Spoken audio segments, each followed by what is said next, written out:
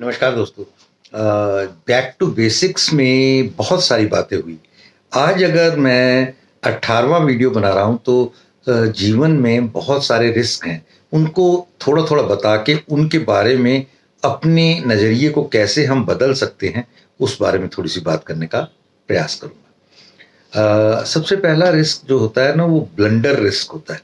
Blunder कहेंगे कि जैसे किसी भी चीज़ के बारे में पता है कि यहाँ पे स्नेक है और फिर भी उसको हाथ डालना उसकी बिल में, ये मतलब शेर है और उसकी मांद में सीधा ही घुस जाना।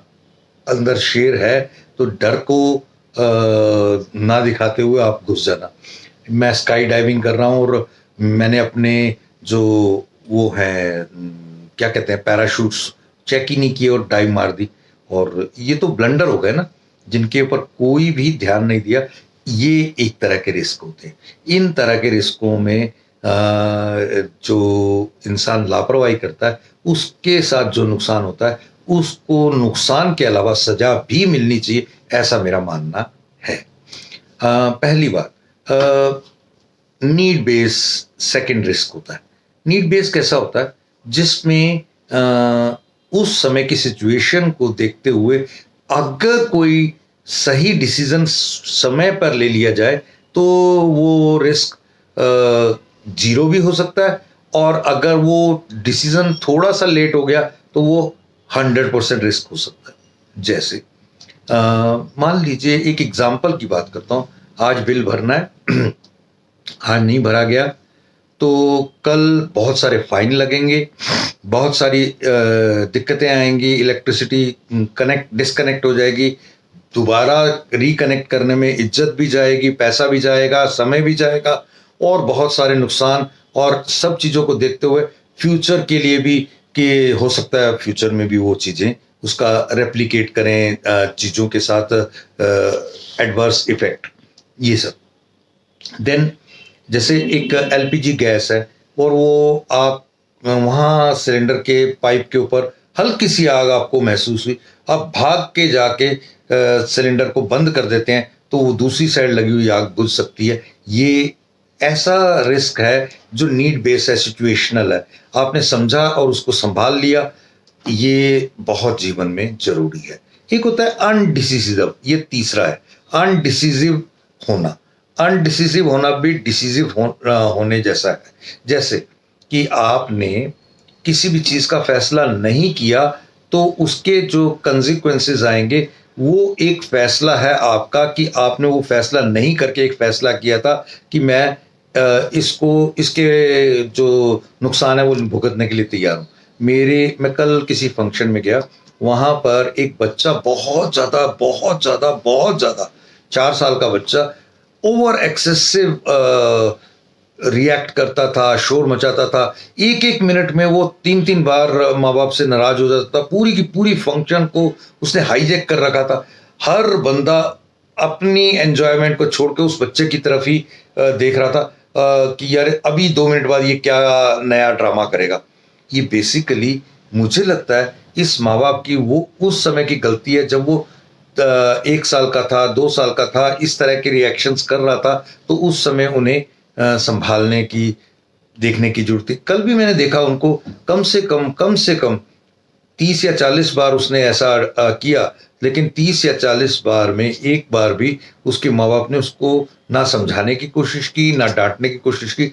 हाँ, बस उसके पास सारे पहुंच जाते थे, नहीं नहीं नहीं नहीं नहीं नहीं, वो लल्लो चप्पो करना और उठा के लेके जाना। ठीक है, 4 साल के बच्चे के साथ ये सब चीजें करना जरूरी भी है, लेकिन आपने कभी कोई उस तरीके के स्टेप्स लिए जिससे वो आगे ना करे इन चीजों को। ये हो गया अनडिसिसिवनेस का रिस्क। मतलब किसी चीज के लिए कोई आपने डिसीजन नहीं बनाया तो उसके रिस्क। मान लीजिए आपके घर में दीवार के ऊपर इतना सा पीपल का पेड़ उग रहा है, तो आपने उस समय हटा के कहीं और लगा दिया, किसी ऐसी जगह पे, पार्क में, जहां वो बहुत बड़ा फले फूलेगा। अब दीवार में ना तो फले फूलेगा, दीवार खराब करेगा, मकान को खराब करेगा। इसमें धार्मिक भावना है, ठीक है, आप उधर को कहीं और ले जाके लगा दो, लेकिन ये तो नहीं है कि उसको आप इग्नोर कर दो। कल को पूरे का पूरा मकान चला जाए। उसके लिए कुछ ना कुछ सही तरीके से, क्योंकि जहां पानी गिरेगा वहां पीपल का इस तरह के पेड़ उग ही जाते हैं। ये अनडिसिसिवनेस का मतलब है उसकी जड़ें कहाँ तक जाएंगी और क्या क्या होगा, वो सब चीजों को ध्यान में रखते हुए डिसीजन लेना। और फोर्थ नंबर पे हो गया कैलकुलेटिव रिस्क। ये बहुत इंपॉर्टेंट है। जिसने ये चीज कर ली उसका जीवन तो स्वर्ग बन गया। जैसे आप समझ लीजिए कैलकुलेटिव एनालाइज करके काम करना। मतलब एक आइसबर्ग है, वो 10% दिखाई देता है, तो 10% ही वो आइसबर्ग नहीं है। टाइटैनिक इसीलिए डूबा था कि नीचे 90% और भी आइसबर्ग था, जिसके कारण वो उसको बहुत जबरदस्त चोट पहुंचा गया। कहने का भाव यह है कि जो कोई तैयारी करने के साथ, एनालिसिस करने के साथ, तरीकों के साथ आगे बढ़ता है ना, उसका मारक क्षमता बहुत जबरदस्त हो जाती है। मुझे याद है एक बार मैं एक इंटरव्यू में गया था, तो उस इंटरव्यू की मैं इतनी शानदार तैयारी करके गया था कि प्रिंसिपल की पोस्ट के लिए इंटरव्यू था। तो 120 कैंडिडेट्स ने अप्लाई किया था। 2 लेवल के इंटरव्यूज हुए थे। फर्स्ट लेवल में 40 लोगों को उन्होंने शॉर्टलिस्ट किया था, और 140 जो आए थे वो भी शॉर्टलिस्ट करने के बाद 140 रहे थे। उससे पहले अप्लाई तो शायद उससे भी ज़्यादा लोगों ने किया था। फिर वो 40 में से जब सेकंड इंटरव्यू हुआ तो 15 थे, और लास्ट में 2 रह गए थे, और उनमें से भी एक के ऊपर उनका ज़्यादा मन था। वो इसलिए कि मैंने इसलिए उनके, आपके इतने स्टूडेंट है, इतनी क्लास में ये है, आपके इतने टीचर्स हैं, ये है, आपकी ये समस्याएं हैं, आपका ये, वो हैरान रह गया इतनी तैयारी के साथ कोई कैसे आ सकता है। तो फिर उन्होंने अपनी एक मजबूरी बताई कि हमारे लिए सबसे बड़ी एक कंडीशन है कि हमारे मैनेजमेंट ने हमें इंस्ट्रक्शन दी है, जो कि हमने एडवर्टीजमेंट में किसी कारण से पब्लिश नहीं कर पाए, कोई गलती रह गई या कोई चूक हो गई, कि लेडीज सीट, हम पिछले 70 साल से स्कूल चला रहे हैं, तो हमारे ग्रुप्स हैं, मगर वो 70 साल से हमने कभी प्रिंसिपल्स कहीं पे भी जेंट्स नहीं रखा।